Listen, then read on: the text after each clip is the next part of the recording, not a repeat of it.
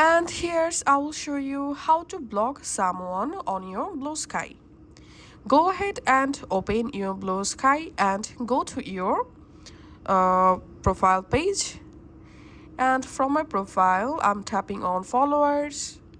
And let's open a follower, for example.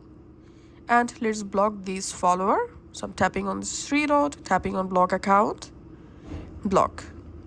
And as you can see, I've successfully blocked this account.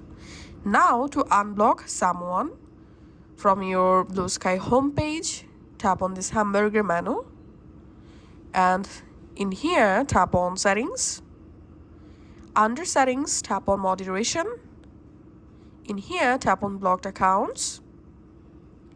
And here you'll find all of your blocked accounts. Now tap on the account that you want to unblock now. And now from here you can go ahead and easily unblock someone from your Bluesky account. So that's how you can actually do it. Thanks for watching.